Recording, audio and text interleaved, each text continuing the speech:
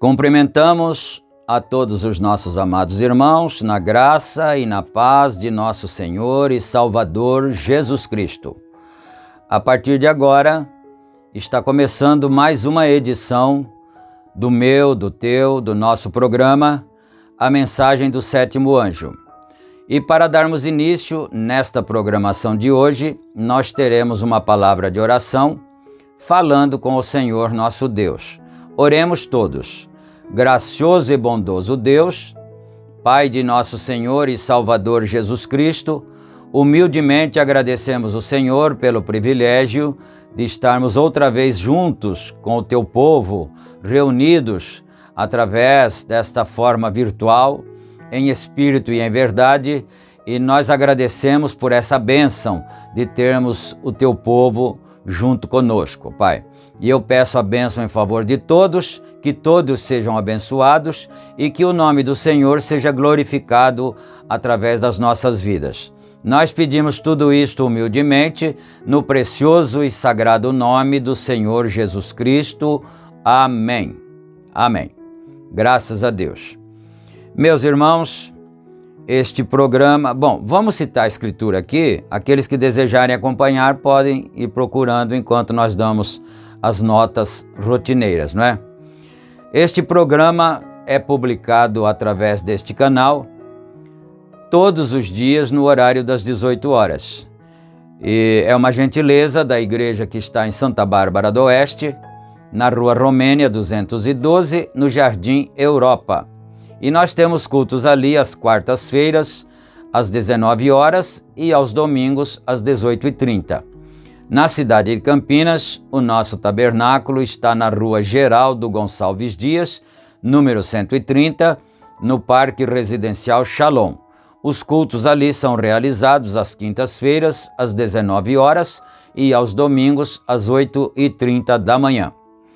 Todos vocês são bem-vindos, são nossos convidados, não é? Esse endereço ali do Parque Shalom fica próximo ao presídio, ao complexo penitenciário, a Taliba Nogueira. E também se serve de referência bem ao lado ali dos antigos barracões da Sadia. E agora também lembrando que nós gostaríamos de pedir a todos que não se esqueçam de clicar no símbolo de joia, de gostei, não é? E também, se você não é inscrito, inscrever-se no canal para impulsionar os nossos vídeos através da plataforma. E você pode também ativar o sininho de notificações para receber no seu dispositivo móvel, no seu computador, as publicações, não é?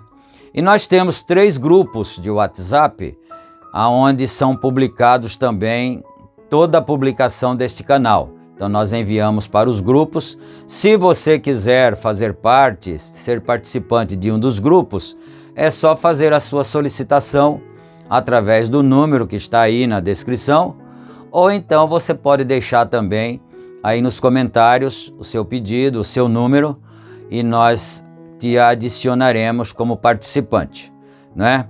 E ainda em tempo, deixa o teu pedido de oração também aí nos comentários. Se você tem uma necessidade, você pode se comunicar com os santos na sua necessidade e você então receberá as nossas orações em seu favor.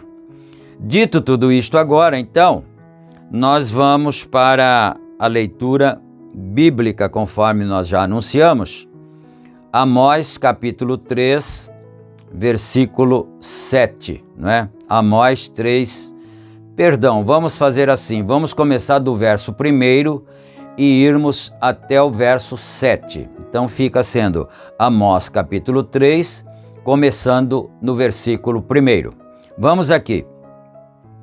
Ouvi esta palavra que o Senhor fala contra vós, filhos de Israel, contra toda a geração que fiz subir da terra do Egito, dizendo: de todas as famílias da terra, a vós somente conheci.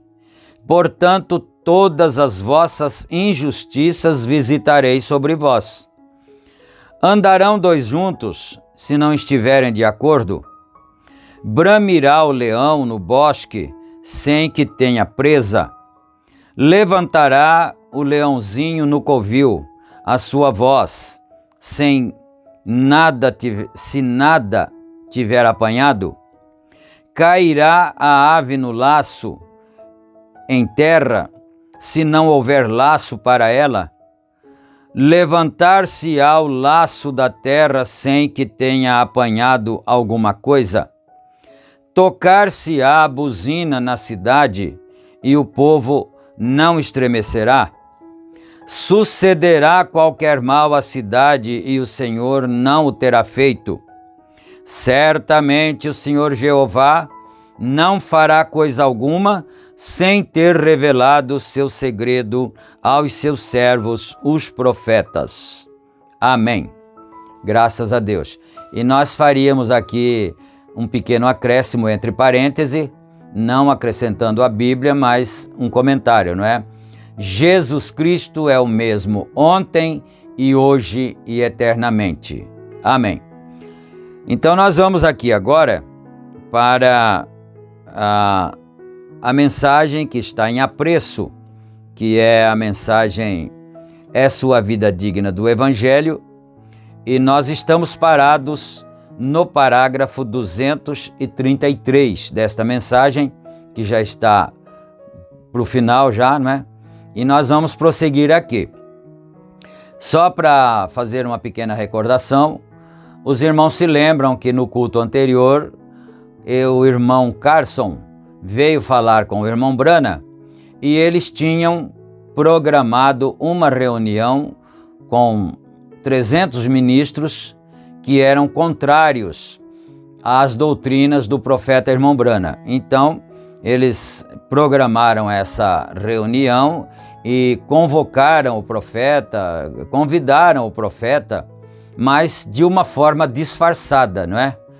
Para que então lá eles pudessem apanhá-lo de surpresa e contestar suas doutrinas, a sua maneira de pregar. E o Senhor revelou isso ao profeta irmão Brana. Então esse irmão Carso era um dos participantes, não é, ali, e o irmão Brana disse a ele isso que iria acontecer. Então o assunto é esse. Então ele pediu, vamos aqui então no 233, né? Eu disse, eu pensei que você disse que me faria um favor. Eu disse, ontem à noite o Senhor me disse, você descerá lá hoje e encontrará que não conseguirão aquele edifício, você irá a outro edifício. O Dr. Med estava assentado neste lado, isto na visão que ele teve. O Dr. Med estava assentado neste lado, aquele homem de cor e sua esposa que canta estarão assentados bem aqui, e assim sucessivamente, onde estarão todos eles assentados. Eu disse, lá estará um sacerdote budista, e eu disse, agora encontre, eles têm isto contra mim, porque eu prego o batismo na água no nome de nosso Senhor Jesus Cristo.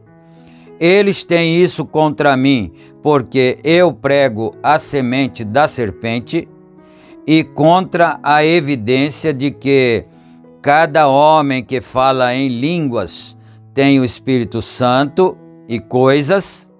Eu disse, desça e observe a Deus. Fique atento e preste atenção, não é? Ele estava dizendo para o irmão. Nós tínhamos lá, eles desceram lá embaixo e o próprio, 2 horas depois, ou melhor, certa hora naquela tarde, eles telefonaram ao irmão Carson e ele disse, aquele sujeito que o deixou ter aquele e fez um baixo pagamento nisso, disse, nós temos que cancelar, pois o gerente disse que já tinha prometido isso a uma banda para aquela noite ou aquela manhã. Então esse irmão tinha conseguido esse recinto, não é? Em um preço favorável, mas eles teriam que cancelar porque o gerente ligou e disse que tinha, talvez ele tenha se esquecido, né? E tinha já feito o contrato com uma banda. Então eles não poderiam fazer a reunião lá. E Deus havia revelado isso ao profeta. E eles não poderiam tê-lo.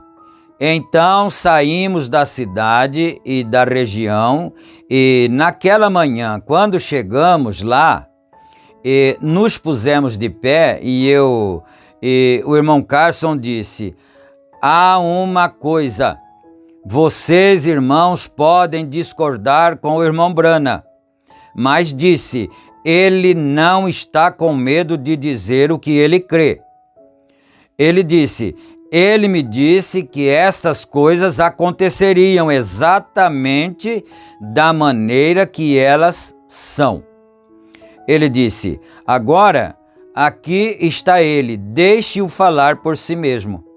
Então o irmão Carson chegou lá e disse, olha, é o seguinte, vocês podem não concordar com o irmão Brana em quaisquer situação ou circunstância, mas tem uma coisa, ele me disse tudo o que iria acontecer e que está acontecendo aqui, né? Eu simplesmente tomei as escrituras, eu não sou desobediente à voz celestial, como Paulo disse. Eu disse, vocês têm isto para mim por causa do batismo nas águas no nome de Jesus Cristo. Mas de 300 vocês introduzem a si mesmos, como doutor fulano e doutor ciclano. Eu disse, eu nem mesmo obtive uma educação gramatical na escola, mas eu desafio a qualquer homem aqui para trazer sua Bíblia e se pôr de pé aqui ao meu lado e negar uma das palavras que têm sido ditas. Vocês têm isto na fita aqui, se desejarem ouvir isto. Aquele foi o grupo mais silencioso que jamais ouvi. Eu disse, qual é o problema? Está alguém aqui que estava naquela reunião de manhã? Vamos ver, levante suas mãos. Sim, veja, porque é certo, olhe ao redor. Eu disse, então se você não pode suportar isso, então distancia-te de minhas costas. Isto é certo, há muitos gritos quando eles estão ao redor da esquina, mas veem face a face com um resultado diferente, isto é correto.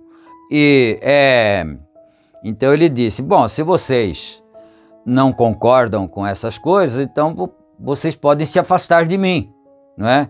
Não fiquem tentando andar comigo, eu não vou mudar nada. Mais ou menos isso que ele estava dizendo, né? Parágrafo 237. Aqueles homens saíram, Tom Hicks, né?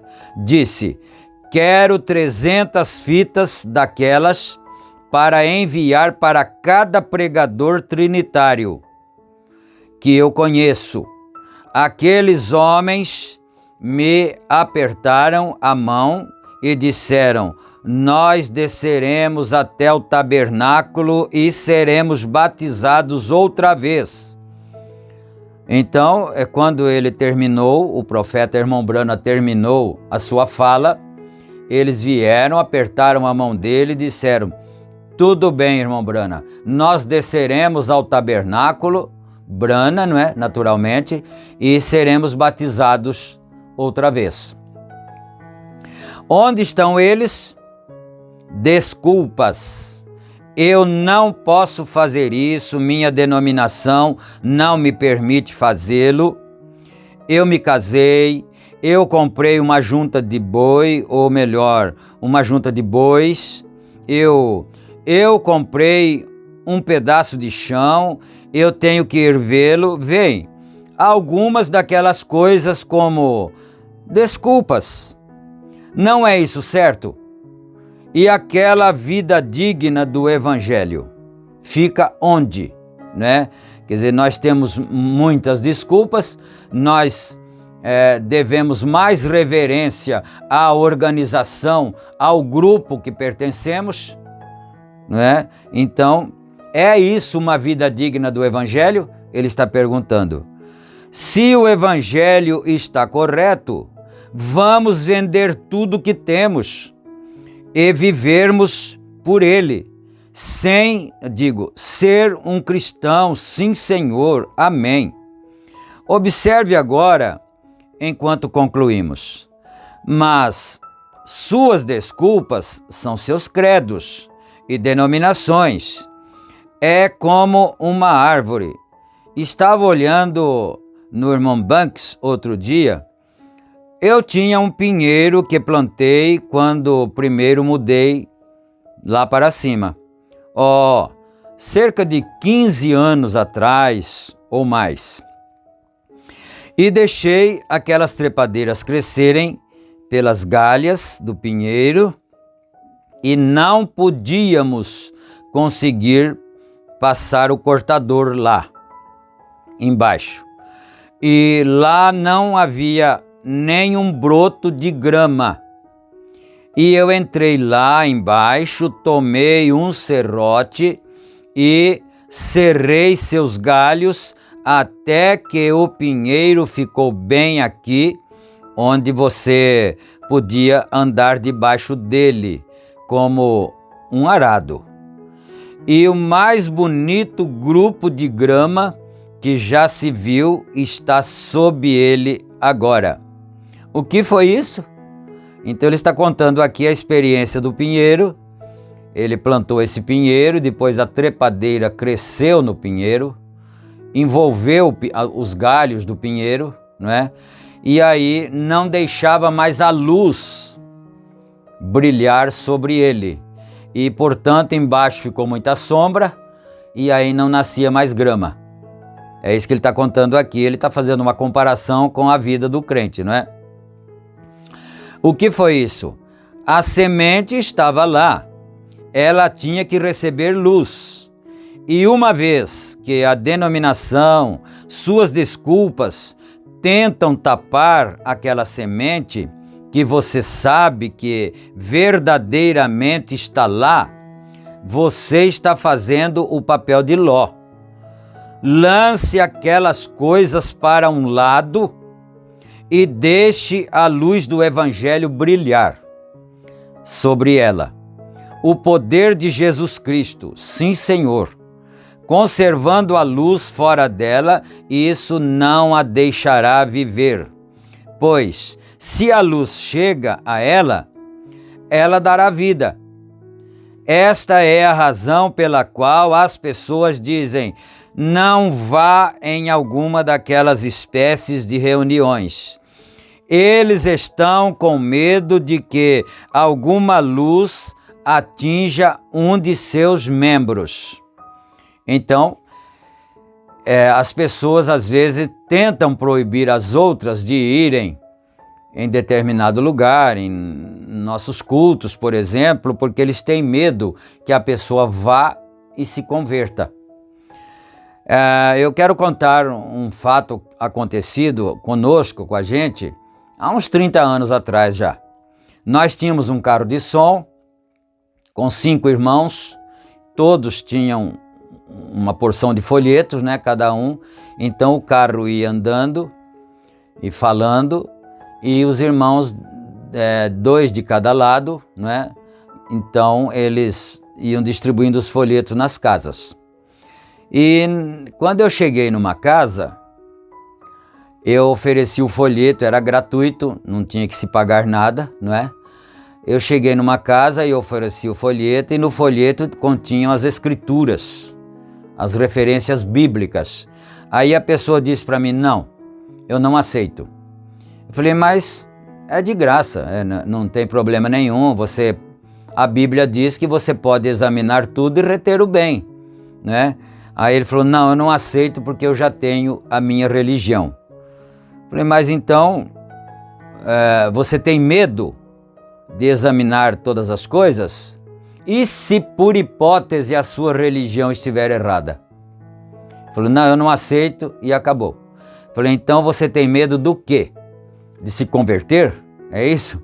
Porque aquele que tem confiança, que tem certeza naquilo que crê, ele não tem medo, não é? Ele não precisa ter medo, não precisa se negar. Mas o que acontece, ele está dizendo aqui, às vezes proíbe-se as pessoas de irem em determinadas reuniões, porque os seus líderes têm medo que indo lá naquela reunião, as pessoas possam ouvir a verdade e possam se libertar da mentira, não é?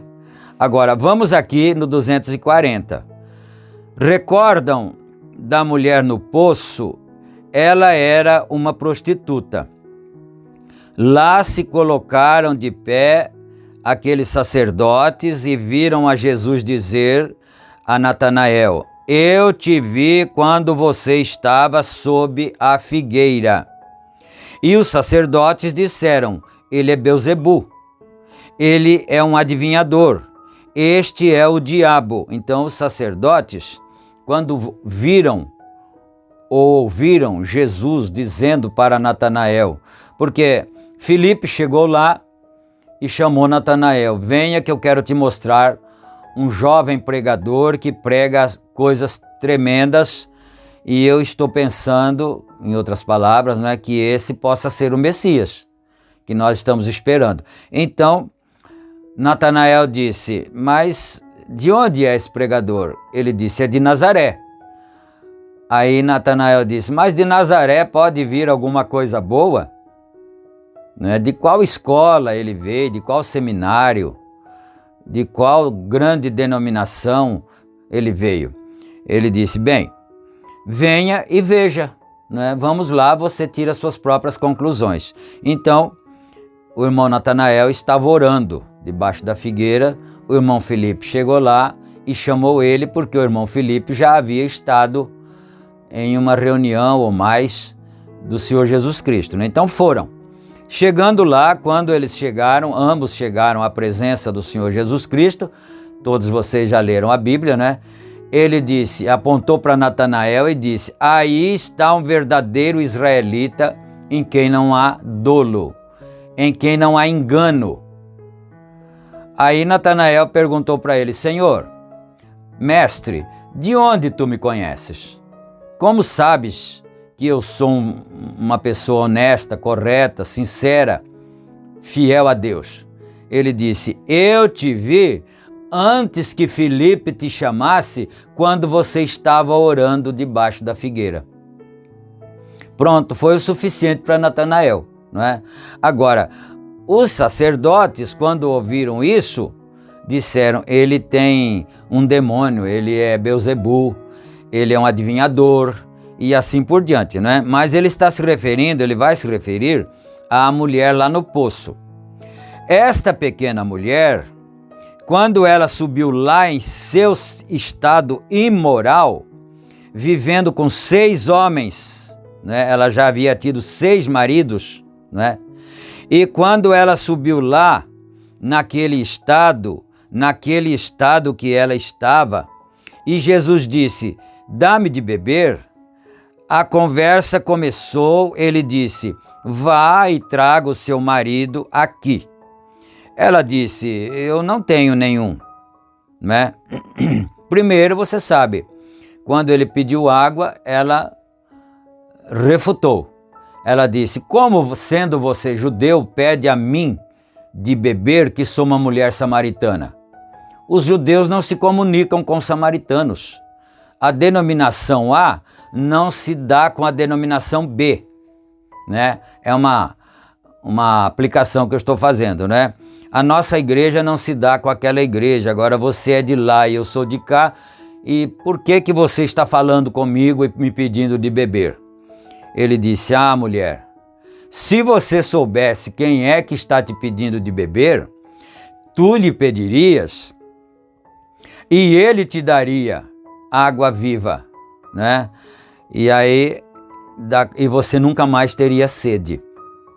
Ela disse assim, então, Senhor, dá-me desta água, não é? Porque nela, ele está dizendo aqui que nela havia uma semente redimível, uma semente predestinada. No sacerdote não tinha nenhuma semente redimível, mas na mulher tinha. Então, ela falou, então me dá dessa água. Eu quero dessa água, porque ela, sendo uma mulher prostituta, ela não podia vir ao poço no mesmo horário que as damas vinham para buscar água. Ela tinha que vir no horário do sol quente, do sol causticante. As outras vinham mais cedo ou na parte da tarde, né? Elas eram privilegiadas porque elas eram damas da cidade, né? De pessoas de alta moral. Mas essa daí não podia escolher, então ela tinha que vir no horário do sol causticante. E ela pensou, bem, se esse homem me der dessa água, então eu não terei que vir mais aqui no poço buscar. Eu terei resolvido um grande problema para mim. Então ela disse, então eu quero dessa água, né? Disse, tu disseste, ou melhor, mas então, antes de dar a água para ela, ele disse, e olha uma coisa, profeta irmão Branham estava dizendo que ele estava tendo esse diálogo com ela para fazer contato com o espírito dela, para captar o que tinha dentro dela, porque profetas fazem isso, né? Então ele estava tentando captar o espírito. Ele disse: então vá buscar o teu marido e volte aqui. Então ele foi justamente na cabeça da taxinha. Esse era o problema da mulher, né? Ela não conseguia viver com um homem só. Ela ficava um tempo com um, depois não dava certo, ela se separava daquele e arrumava um outro, né?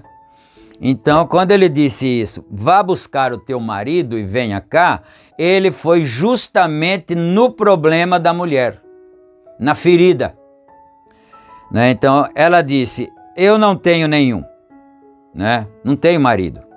Disse: tu disseste a verdade. O Senhor Jesus Cristo respondeu: tu disseste a verdade. Tu tiveste 5 e aquele com o qual tu estás vivendo não é teu marido. Quando ele disse isso, olha só, ela disse: eu sinto que tu és um profeta, Senhor. Aleluia!